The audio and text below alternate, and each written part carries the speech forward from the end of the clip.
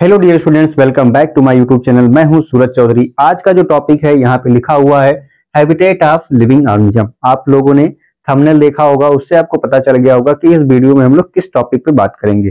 जो हैबिटेट है किसी भी लिविंग ऑर्गेनिज्म का, उसके बारे में हम लोग बात करेंगे। ठीक, तो पहले हम लोग जानते हैं कि जो हैबिटेट है वो होता क्या है। हमने यहाँ पे शार्ट में लिख दिया कि हैबिटेट का मतलब है नेचुरल होम। कोई भी ऑर्गेनिज्म जहां पे नेचुरली रह रहा है वही उसका हैबिटेट है। इसको हम लोग डिफाइन कर सकते हैं, a place where an organism lives naturally is known as its habitat. ठीक, तो उसको हम लोग उसका हैबिटेट बोलते हैं। और हैबिटेट को हम लोग एक तरीके से और डिस्क्राइब कर सकते हैं कि natural dwelling place of an organism. Natural dwelling place of an organism is known as natural habitat, या फिर हैबिटेट आप कह सकते हैं। अब आप लोग देखते होंगे कि अलग अलग जगहों पर अलग अलग तरीके से एनिमल्स पाए जाते हैं। एग्जाम्पल के लिए अगर देखा जाए तो जो डिजर्ट में आप देखते हैं, जहां पे रेगिस्तान होता है, वहां पे आप लोग देखते हैं प्लांट जो होता है वो कैक्टस का प्लांट होता है, जिसको कैक्टी भी कहा जाता है। और आप लोग देखते हैं कि वहां पे कैमल पाया जाता है, और कैमल हम लोगों के घर के आसपास नहीं पाया जाता। तो ऐसा क्यों होता है? क्योंकि वो उसका नेचुरल होम है। उसके बॉडी में ऐसे चेंजेस हैं, ऐसे फीचर्स हैं, ऐसे स्ट्रक्चरल चेंज हैं, ऐसे बिहेवियरल चेंज हैं, ऐसे चेंजेस उसके अंदर पाए गए कि वो वहीं पे वही हैबिटेट को वो अडॉप्ट कर सकता है। ठीक, तो अब हम लोग देखते हैं कि जो हैबिटेट है उसके जो है टाइप्स कैसे होते हैं। अब हैबिटेट का जो टाइप होता है वो डिफरेंट डिफरेंट टाइप्स का होता है। जैसे आप लोग देखते हैं कि क्या होता है, आप पोलर रीजन में जाएंगे तो देखेंगे वहां पे अलग तरीके के एनिमल्स पाए जा रहे हैं। प्लेन रीजन में जाएंगे तो वहां पे अलग तरीके से एनिमल्स पाए जा रहे हैं। एक्वेटिक रीजन में जाएंगे तो वहां पे अलग तरीके के एनिमल्स पाए जा रहे हैं। ठीक, तो ऐसे ही हम लोग पढ़ेंगे कि जो हैबिटेट्स है उसके टाइप्स क्या हैं। तो उससे पहले हम लोग जान लेते हैं कि जो कंपोनेंट्स हैं ऑफ हैबिटेट वो क्या होते हैं। तो कंपोनेंट्स ऑफ हैबिटेट के बारे में हम लोग जानेंगे। पहले कंपोनेंट्स ऑफ हैबिटेट, इसके बारे में जानना बहुत ही जरूरी हो जाता है। तो जो कंपोनेंट्स है वो क्या होता है, कंपोनेंट्स ऑफ हैबिटेट क्या होता है कि जो हैबिटेट्स है उसके अंदर क्या है, आ हैबिटेट इंक्लूड्स फिजिकल सराउंडिंग्स। जो हैबिटेट होता है उसके पास क्या होता है, फिजिकल सराउंडिंग्स होता है, जैसे वाटर, एयर और सॉइल होता है। ठीक, climate and all organism lives around. ठीक, अब यहाँ पे आपने देखा कि जो हैबिटेट है उसके पास क्या है, फिजिकल सराउंडिंग है। फिजिकल सराउंडिंग में वाटर है, एयर है और क्या है, सॉइल है। और उसके पास क्लाइमेट होता है और वहीं पर ऑर्गेनिज्म रहते हैं। ठीक, तो all these things are grouped under following two components. ठीक, अब जो हम लोग जब देखेंगे जो कंपोनेंट्स है उसको दो भाग में बांट दिया गया है। जैसे दो भाग में किस तरीके से बांटा गया, कंपोनेंट्स को दो भाग में बांटा गया। कैसे? एक को बांटा गया कि भाई ए बायोटिक कंपोनेंट्स, ए बायोटिक कंपोनेंट, दूसरा बांटा गया बायोटिक कंपोनेंट। ठीक, तो जो यहाँ पे हमने लिखा है कि बायोटिक और एबायोटिक, आप लोगों को दिख रहा है एबायोटिक और बायोटिक। ठीक, तो अब हम लोग इसी से समझ जाएंगे कि जो कंपोनेंट्स है उसमें क्या क्या चीजें पाई जाती हैं। तो यहाँ पे हम आसान तरीके से आपको समझाएंगे। ए मतलब होता है, आप समझ सकते हैं कि एब्सेंट। ठीक, यहाँ पे नहीं पाया गया। बायोटिक मतलब लाइफ, जिसमें लाइफ ना हो, जो निर्जीव हो, वो आपका एबायोटिक कंपोनेंट्स हो जाएगा। और बायोटिक का मतलब हो जाएगा यहाँ पे लाइफ, जिसमें लाइफ पाई जाए, मींस जो लिविंग ऑर्गेनिज्म है वो आपके आ जाएंगे किसमें, बायोटिक कंपोनेंट्स में आ जाएंगे। तो एबायोटिक कंपोनेंट्स को हम लोग कहते हैं फिजिकल कंपोनेंट, जिसमें लाइफ ना हो वो फिजिकल कंपोनेंट हो जाएगा। जैसे इसका एग्जांपल जब देखा जाएगा तो इसमें आ जाएगा लाइट, क्या आएगा, लाइट आएगा। दूसरा आपका आएगा टेम्परेचर, क्या आएगा, टेम्परेचर आ जाएगा।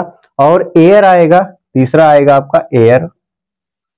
और चौथा आपका आएगा सॉइल। ठीक, चौथा आपका आएगा सॉइल आएगा। और आएगा आपका पांचवा वाटर। इसमें जो है कहीं भी आपको लाइफ नहीं मिलेगी, ये फिजिकल कंपोनेंट्स हैं।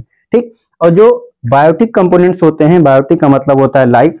जो बायोटिक कंपोनेंट्स में आप लोग देखते हैं कि जितने भी लिविंग ऑर्गेनिज्म है, all living organism, all living organism.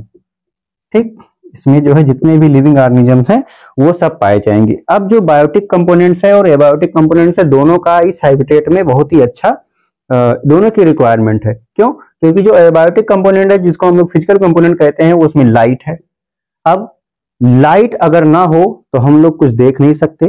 ठीक, तो लाइट जो है प्लांट्स के लिए बहुत ही इंपॉर्टेंट हो जाता है। क्यों? क्योंकि जो सनलाइट होती है उसी के प्रेजेंस में प्लांट क्या करते हैं, अपना खाना बनाते हैं। ठीक, और लाइट, सनलाइट जो है वही जो है सन पे एक लाइट का सोर्स है, प्रकाश का सोर्स जो है सनलाइट है सबसे बढ़िया।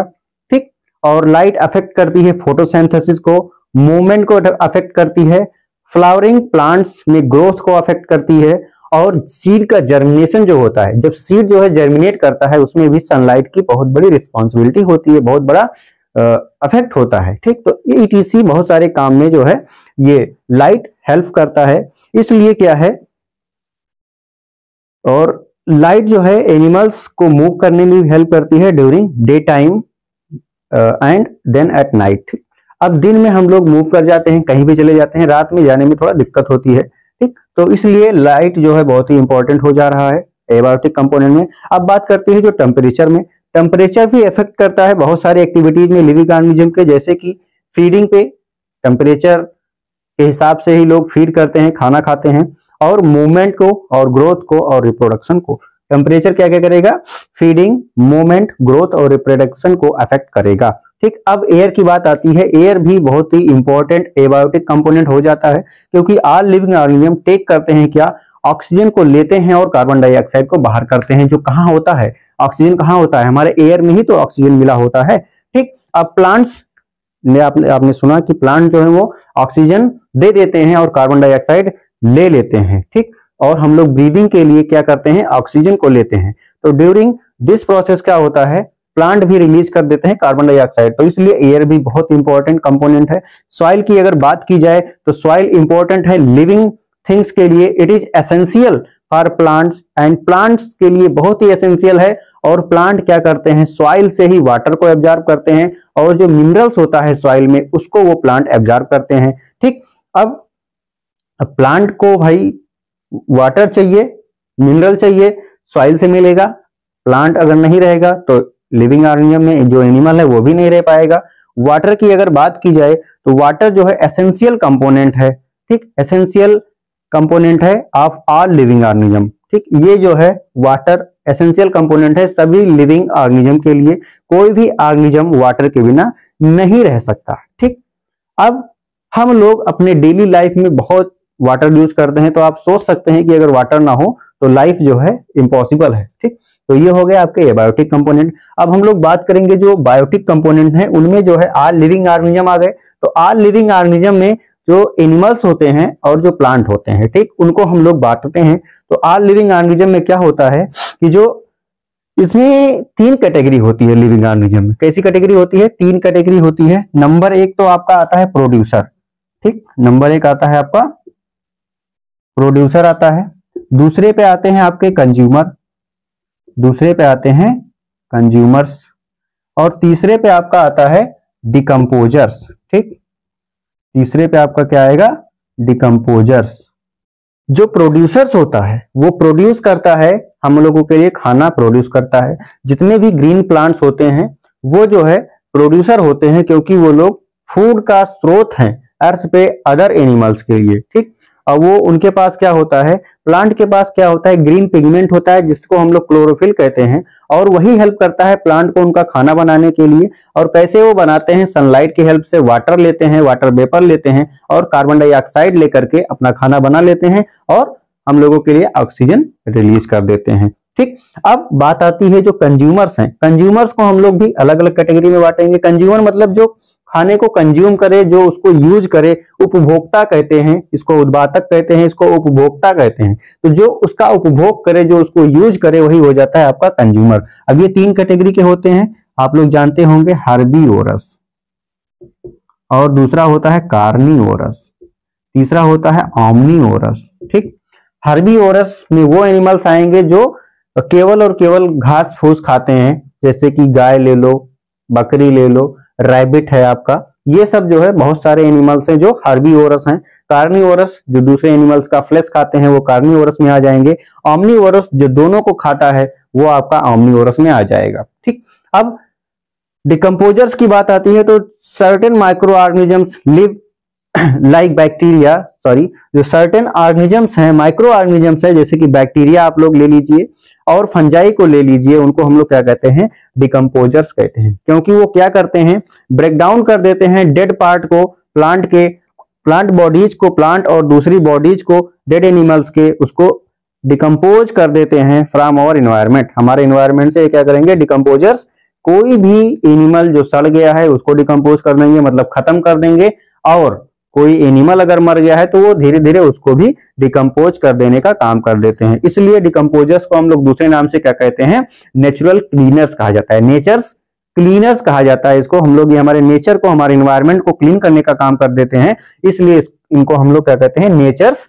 क्लीनर्स। अब हम लोग दूसरे वीडियो में बात करेंगे टाइप्स ऑफ हैबिटेट। तो आई होप ये आपके लिए जो कंपोनेंट्स ऑफ हैबिटेट थे बहुत ही शॉर्ट में, बहुत ही अच्छे से मैंने समझाया। अगर अच्छा लगा हो तो प्लीज कमेंट करिएगा, अगर आप हमारे चैनल पर नए हैं तो प्लीज सब्सक्राइब करके जाइएगा। तब तक के लिए जय हिंद, जय भारत। हम लोग नेक्स्ट वीडियो में कल बात करेंगे टाइप्स ऑफ हैबिटेट, जिनमें जो है कई तरीके के टाइप्स में हैबिटेट में आएंगे। एक्वाटिक हैबिटेट आपका आएगा, टेरेस्ट्रियल हैबिटेट आएगा, फॉरेस्ट हैबिटेट आएगा, ठीक। जो टेरेस्ट्रियल हैबिटेट होगा उसके भी कई सारे टाइप्स होंगे, तो हम लोग अब कल दूसरे वीडियो में इसके लिए बात करेंगे। बहुत बहुत धन्यवाद देखने के लिए।